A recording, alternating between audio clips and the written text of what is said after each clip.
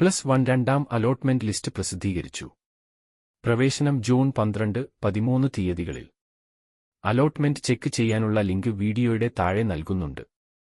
ആദ്യ അലോട്ട്മെന്റിൽ താത്കാലിക പ്രവേശനം നേടിയവരും ഇതുവരെയും അലോട്ട്മെന്റ് ലഭിക്കാത്തവരും നിർബന്ധമായും രണ്ടാം അലോട്ട്മെന്റ് പരിശോധിക്കണം. എസ്കാപ്പ് അഡ്മിഷൻ പോർട്ടലിൽ കാൻഡിഡേറ്റ് ലോഗിനിൽ പ്രവേശിച്ച് അലോട്ട്മെന്റ് സ്റ്റാറ്റസ് അറിയാൻ സാധിക്കും. ഒന്നാം ഓപ്ഷൻ തന്നെ അലോട്ട്മെന്റിൽ ലഭിച്ചെങ്കിൽ ഫീസടച്ച് സ്ഥിര പ്രവേശനം നേടാം. ഒന്നാം ഓപ്ഷൻ ലഭിക്കാത്തവർക്ക് താഴ്ന്ന ഓപ്ഷനുകൾ ലഭിച്ചിട്ടുണ്ടെങ്കിൽ ഇപ്പോൾ താത്കാലിക പ്രവേശനം നേടിക്കൊണ്ട് മൂന്നാം അലോട്ട്മെന്റിൽ ഉയർന്ന ഓപ്ഷൻ ലഭിക്കുമോ എന്ന് കാത്തിരിക്കാം.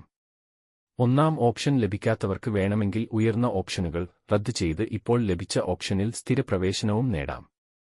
താത്കാലിക പ്രവേശനം നേടുന്നവർക്ക് ആവശ്യമെങ്കിൽ തിരഞ്ഞെടുത്ത ഏതാനും ഉയർന്ന ഓപ്ഷനുകൾ മാത്രമായി റദ്ദാക്കുകയും ചെയ്യാം. താത്കാലിക പ്രവേശനത്തിന് ഫീസടക്കേണ്ട. ഇതുവരെ അലോട്ട്മെന്റ് ലഭിച്ചില്ല, ഇനി എന്ത് ചെയ്യണം?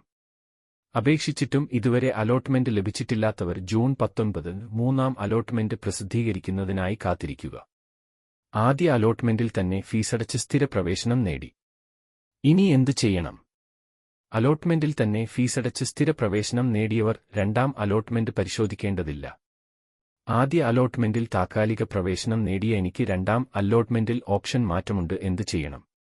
രണ്ടാം അലോട്ട്മെന്റിൽ ഹയർ ഓപ്ഷൻ ലഭിച്ചിട്ടുണ്ടെങ്കിൽ പുതുതായി ലഭിച്ച കോഴ്സ് സ്കൂൾ ഓപ്ഷനിൽ പ്രവേശനം നേടാം. പുതിയ സ്കൂളാണ് ലഭിച്ചതെങ്കിൽ താത്കാലിക പ്രവേശനം നേടിയ സ്കൂളിൽ നിന്ന് പ്രവേശന സമയത്ത് നൽകിയ രേഖകൾ വാങ്ങി അലോട്ട്മെന്റ് ലഭിച്ച സ്കൂളിൽ പ്രവേശനം നേടാം.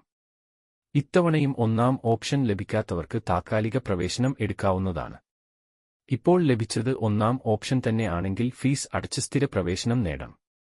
ആദ്യ അലോട്ട്മെന്റിൽ താത്കാലിക പ്രവേശനം നേടിയ എനിക്ക് രണ്ടാം അലോട്ട്മെന്റിലും ഓപ്ഷനിൽ മാറ്റമില്ല, ഇനി എന്ത് ചെയ്യണം? ഏകജാലക പ്രവേശന പ്രക്രിയയിൽ ആദ്യഘട്ടത്തിൽ 3 അലോട്ട്മെന്റ് ഉണ്ട്. ഇപ്പോൾ ഓപ്ഷൻ മാറ്റം ലഭിക്കാത്തവർ ജൂൺ 19 മൂന്നാം അലോട്ട്മെന്റ് പ്രസിദ്ധീകരിക്കുന്നതിനായി കാത്തിരിക്കുക. വേണമെങ്കിൽ ഉയർന്ന ഓപ്ഷനുകൾ റദ്ദ് ചെയ്ത് ഇപ്പോൾ ലഭിച്ച ഓപ്ഷനിൽ സ്ഥിര പ്രവേശനവും നേടാം. ആവശ്യമെങ്കിൽ തിരഞ്ഞെടുത്ത ഏതാനും ഉയർന്ന ഓപ്ഷനുകൾ മാത്രമായി റദ്ദാക്കുകയും ചെയ്യാം. കൂടുതൽ വിവരങ്ങൾക്ക് നിങ്ങളുടെ സ്കൂളുമായി ബന്ധപ്പെടുക. ഇനിയും ഇതുപോലെയുള്ള അറിവുകൾ ലഭിക്കാൻ ഈ ചാനൽ സബ്സ്ക്രൈബ് ചെയ്തു എന്ന് ഉറപ്പാക്കുക.